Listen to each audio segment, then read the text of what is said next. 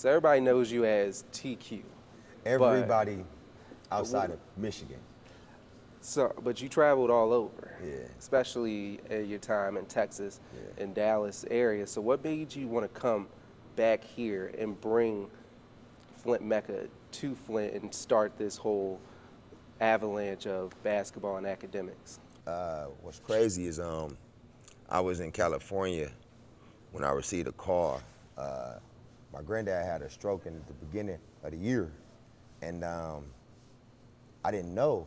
Nobody told me about the stroke because my family, they kind of knew.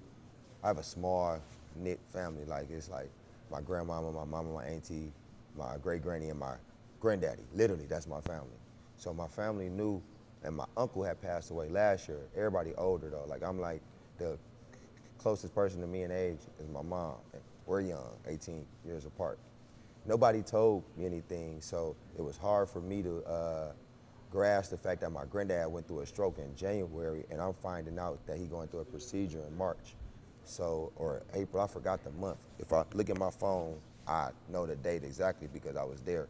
And I took the picture when he came out the surgery. I knew exactly what he wanted to eat and everything. Like my best friend was literally getting a pacemaker in his heart, the strongest man I ever saw in my life, like the strongest. Like literally, he sacrificed his life for me, sacrificed his life to really raise me into the person I am. I made mistakes, I had things I went through. I didn't do nothing. I'm not perfect. I didn't do nothing no other kid would have did, but I could have avoided it, you know, because I had a guiding force in my life.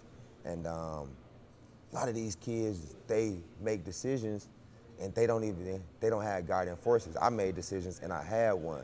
So now when I see my grandfather going through what he going through and I have reached a success, and then just by chance, Ashton and Cade, they come here, me and Ashton, we're already business partners and friends and personal, like I manage Ashton. So when Cade got drafted, it made it easy to say, oh, I'm gonna stay in Detroit and make Detroit, because just as like I'm in Flint, I'm in Detroit. I know how active and aware Detroit is of its issues. So I wanted to be able to position myself in that, and then I started working with the school board, like just attending stuff, and put myself in there to win the position on the school board, because I was just trying to figure out where could I place hold my value. Like I'm doing a lot, I've always done a lot, but my passion is youth engagement, my passion is youth development, my passion is ensuring that the community and the kids know that the experiences are right now in front of you, not tomorrow, not today. It's like I'm real big on lab.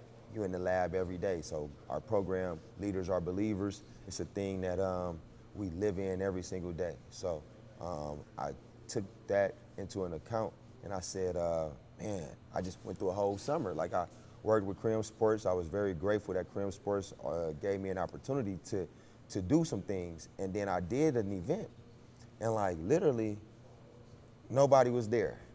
And I was like, man, but it was during a week where the elite players be at Atlanta, but it's no disrespect to nobody, but like elite is like 5-star, 4-star, number one, top 10. Like one of my kids I had, Mark Vital, academic, ACT prep. He hadn't scored a 20 before I met him.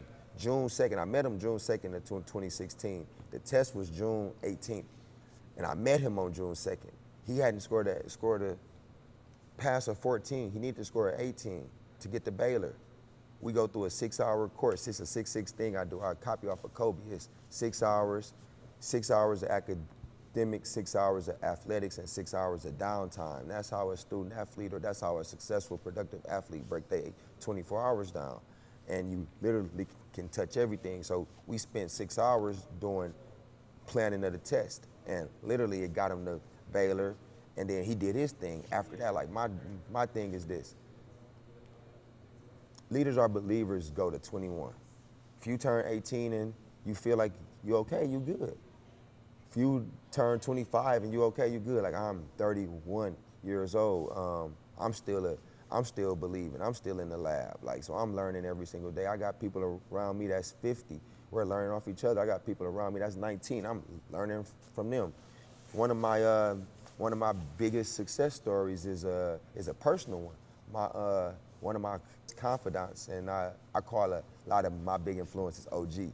Like I like to use that word OG. So my OG, Marlon Brown Sr., met him when me and him both were literally living in our passion, and I was still in Flint, but I was looking for an outlet. So I had a Macy's fashion show, and his daughter, I organically picked his daughter, organically, didn't even know his daughter was gonna be in it. It wasn't my Macy's show, it was my partner. My partner was literally the guy that DJ'd at the Macy's event. So I had an idea to, like, I see what you're doing, and Macy's is bringing their stuff from Detroit.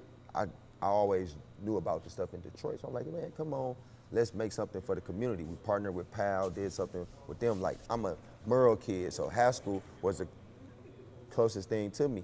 But what got me wanting to bring back the Mecca was because I come from it. I was probably part of the last of the Mecca of Flint, when Flint had sports, music, entertainment, culture, things moving. But now this is the beginning.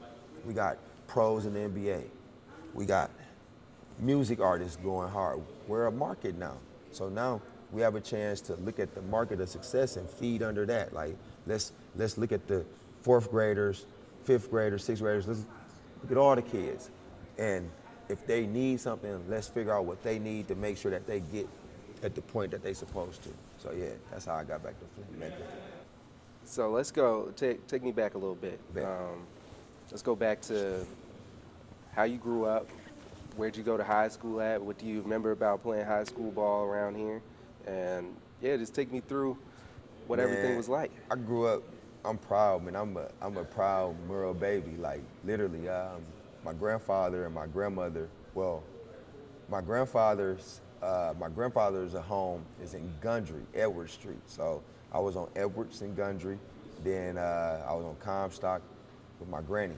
So literally, then my grandparents, they moved together. From there, I didn't have an opportunity to really go into the sports space because my granny, she did not have the understanding or the know withal to actually position me. Disconnect. So I spent a lot of time studying the game, researching it. I spent a lot of time looking at myself and the people around me and saying, what can I do to like help the others become better? So I became a manager just because I didn't have a chance to play.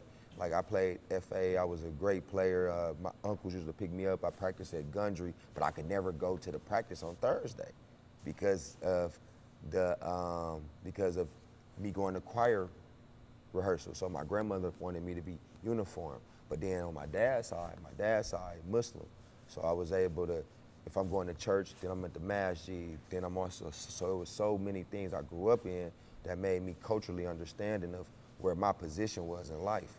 And then playing the game, like I stopped really playing the game for real after I transferred from Carmen Ainsworth. I went through a situation at Carmen where I recognized the difference in the way people are treated. Like, I really recognized the difference in the way, like, parents, the departments or areas look at other people. And the thing of us was we were people who literally lived in the neighborhood, but we could have stayed in the suburbs. But my grandfather was a people person. So whatever my granny wanted to do, we did it. And my granny was comfortable there, so we stayed there. But we could have left a long time ago, but we did not. And she's still there. Like, right now, my grandfather, he passed away a couple of weeks ago. But Comstock, that's my love. Like, Burgess, Paradise, Big Benny, the whole city of Flint is me. Like, everywhere in Flint, I don't know nothing that I haven't been through. I don't know nothing I haven't touched in the city. So it makes it easy for me to grow up and say, my friends were part of it, and I know why they didn't succeed. So I want to be part of the solution in the present. Okay. So you transferred, I'm just trying to get the timeline. So you transferred from Carmen and went to Northern. Did you play basketball at Northern? So basketball at Northern made every team, but our team would always be ineligible come grade time. Like, I didn't like the fact that we had great athletes, great players, but nobody was taking the education serious. Education is simple. Go to school, pay attention, and literally get out of there. Do what you need to, like when you go when you bring the friction, that's when it's hard. Just stay the course. Boom, okay. I need to do this, all right, bet. Boom, I don't understand this, ask a question, okay. And literally, if you do that all the way through, you're gonna get at bare minimum to the C and the career. So you can get to the C, college, the C in class to pass the course, college, career, cash, coin, or be a clown if you don't.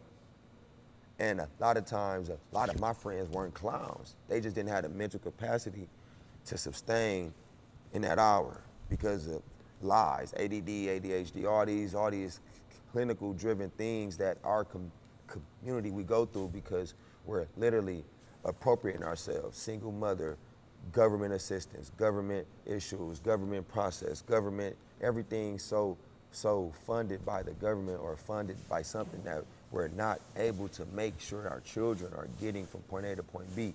So it makes it hard for us to really look into a place where we're able to actually succeed. So I stopped caring about sports as soon as I realized that don't nobody care about the players off the court. Like, I know players that get nephewed all day, oh, nephew, and they still going home with nothing. Like, literally, they going home, you drop them off into a house, and you see the lights dark. You don't ask like, hey, who in the house? Or if they good, like sometimes kids so embarrassed, like if you ask a kid, are you okay? You gonna hear them say 1,000 words after that. So yeah, man, sports, so I did it all. I played football, played baseball. Linton Northern, nobody had qualified for bowling before me. A lot of people say I made bowling cool there, but I was a bowler as well. A lot of perfect games, 300s, known across the city to come in the bowling alley and just bowl. So I'm a doer. Like I told you, I do a lot of things. Nothing, like once I realize I can make a success in something, I don't look at that one thing and stay locked in. I do. So it was like, yeah, it was a thing, like crazy as it sounds. My fondest memory at Northern was being in the back room with Mr. Foster and Mr. Foster and I forgot his name. Mr. Foster, Steve, and he passed away. But listening to them figure out how to make sure the players is eligible, reading the academic stuff and all that, like that was my fondest. I enjoyed that more than the playing. Like watching them manage us and figure out how to make sure that we're okay while I'm going in the bathroom and grabbing them. So I'm listening to Mr. Foster say who ineligible, and I'm hearing the information first, 2 weeks, 3 weeks in advance, and I'm trying to get them in that mode, you know? So yeah. So if you can for me, explain what is Flint Mecca? What would be your mission statement for this new youth basketball group? So it's not a youth basketball league or program. Like the page that you see on Facebook, that's me. Like I've never been a public person. Like I don't, a lot of people, they don't know what I do in my life. They don't know a lot of things I do because as you see, I got a lot going on, as you see, and I protect the integrity of what I've been doing personally for the past 15 years since I was 16. Like I was blessed to come into a position where not only some of my friends, but a lot of my personal friends found success and their families knew I was the person that got them there. Now, not in Flint though, everywhere else. Now, literally in Flint, it's a thing of you gotta know something. It's so backwards. So I made the Flint Mecca page so that I can see and invite the world back into the essence of basketball. Because there's no sports place. Like I met you where? Jaden Signer.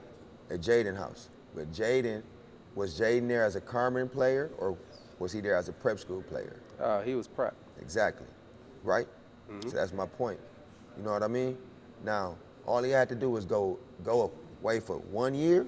Not even that. Not even months. that. A a couple months in the middle of the pandemic, and his whole life shift. Just like that. Just like that. The MHSAA, they have such a chokehold on everybody. The school boards don't pay. The school boards pay stipends, $2,500 to $3,000. The coach ain't got time to coach because he got to do 2 other jobs in the building. Now, I come from environments where the school boards are literally making structures where you know you have a budget per student regardless. So Duncanville High School, it's a public school. Duncanville is a public school. DeSoto, they're public schools. Lancaster, public schools, all ranked top 10 in the country. Most of the teams minority ran, minority, urban, inner city kids. The only difference is the adults that create the policy. There's a policy created where literally the coaches and the teachers are paid like they're supposed to be paid. You're not getting you're not getting 20 to, you're getting market value, you know? And because the job of a coach or a mentor or a teacher is to literally be a alternative of a parent. Like, it's the alternate action of being a parent. It's like you spending 8 hours with this person. Most of the time, the teacher in the school got the kid attention more than the parent. Think about it. 9 to 5, 8 to 7. If a kid play 8 to 8, that's 12 hours. They coming in to say hi and bye, eat and connect. So, essence, man, just essence. It's no culture here. And if it is, somebody could email you and tell you where the culture is, and then let's do I want to do something, and I want this to be on the actual thing. Like, I want this to for sure be there. I want every single program. AOG, I'm live on camera. I want this to be on there too. I want every single program, OG Moby, that raised his son that's sitting over here that you saw pull up in a Corvette at the age of 20, that I told you I met, the way I met. Now I'm doing an ABC 12 interview right now. I was trying to get you to there, ask Energy where to come up here a bunch. But I want every single program that think that they're making sports, they're making music, they're making entertainment, to come see you and let them see what they doing. And then we sit at the table and see how we can do it together. Because between me and Marlon Brown, and please put this on there, between me and Marlon Brown Jr. and Senior, we have a success story in culture and music entertainment. And then, in Cade, because Cade's a kid, he's 19. Ashton has a success story. So in sports, you got a #1 draft pick, and then you got a #1 producer, Energy Beats. What program you got? Literally, what program do you have that's doing that? What program? Because the program we got fathers that's calling me on the phone, and I'm in the middle of an ABC 12 interview looking in the camera, and we got fathers who look at me and say, my son gonna be somebody.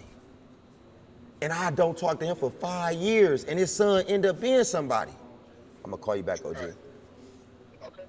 Literally, I got a success story. I got a dad I met doing what I do, putting things together, not putting my name in front of stuff. Like, literally, everything I done did, you ever saw my name on it? How many people I tried to put in this seat before me? How many people I wanted to have this interview before me? How many people sitting over there right now didn't want to come in the camera, and they all was like, hey, TQ, come in the camera? That's because people want to do stuff.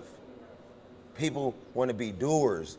My people are doers. We're not looking for the camera. I'm getting I got a phone call today, and I loved it, and I'm never talking. I hope it go on camera, man. Please put my passion on camera so that I can tell the world that, Flint, we about to do something else.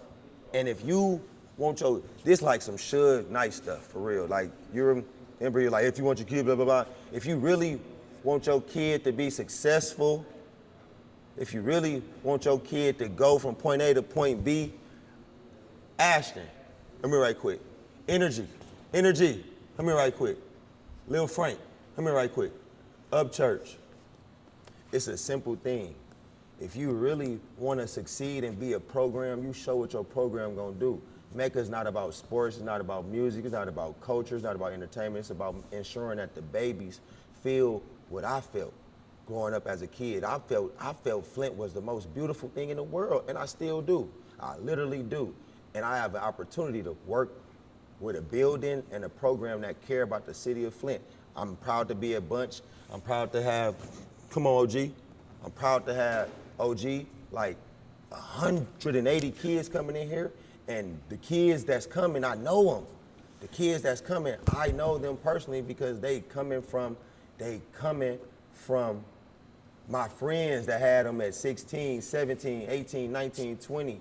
Like Flint Flames is my family because my best friend and my nephew play on it. So it's my responsibility to connect to the community. Max Brandon Park, right there, Marquand Hinkle got killed there. I was at the game, I saw him, I shook his hand before he died. And then the next morning, I'm at school, he dead. Go over 4 more blocks. That's our whole neighborhood, Upchurch. We ain't Upchurch, that's Flint. They know what this is. Like, we got a problem here, it's solving, and it ain't about me. These guys weren't trying to come sit in the seat. That's why they just gonna come do that. I speak, but this is Mecca behind me. I'm not nothing. Like, I'm TaQuon Damerseo, I'm a doer. That's it. I'm proud of that. And I got 2 sons. My responsibility is my sons, but if I pour into the world, and if anything happened to me, like how it happened in Flint, I know I done did enough to where somebody gonna take my sons, they 4 and 5 years old, and make sure that they straight, like my granddaddy did, and his granddaddy did, you feel me? And that's why I'm wearing green, because I stand for that. It's on go. Green is a good thing. It's money. It's on go. And if you literally make a shot, you say money. If you playing 2K, you say green. That's it, I'm done. I ain't got nothing else to say. I know, I got some more to add. Don't Oh take it my off. God, I don't got nothing else to say. Dang. All right, bet. All right, y'all, I appreciate that. I just wanted to make sure that y'all was in the shop because this ain't about me, man. I'm not trying to do this, and y'all knew I wasn't trying to do this, man. Flint. It's just a page, but that's you. Yeah, let me just go through it. Oh, you already know. So, Flint Mecca is just a page, but what they getting, if they go to the page and they find out information about whatever Flint Mecca is, they get you, and you produce whatever they need. Sports side, Music entertainment, side, culture media, side, college, basketball, sport, whatever they're into. You want to make them do that. Experiences, even a little more. I started off. Watch this. I started off in radio because we were doing a comedy show, and we were paying for advertising. And I was looking at it. I was like, man, I've never been in a radio station, so I just asked if I could intern. I was making enough money. I didn't have to intern. I had time though, so I interned just to learn it. And I learned Vox Pro. I learned how to set everything up. I learned how to do remotes at Club 93.7. That led me to working with CK 105.1, Cars 108. Like that building, Town Square Media gave me an opportunity. 93.7 gave me an opportunity that I never forget. Like every single person in that building, especially Clay Church. Like Clay Church, Christine, Mike, John, Mark, all them, like they literally let me drive the cars all around the north side of Flint, and it was like, man, I was making opportunities. So it's like, it's everything, it's experience. Mecca is making experiential community children aware. That's what Mecca is, making experiential community children's aware. Mecca. If your kid have an interest, don't tell your kid it's a plan B. Call me, because literally, I know 100 kids that never had to have a plan B. It's only one reason for a plan B. You feel me? So don't kill the child's dream with a plan B. You know what I'm saying? All right, bet.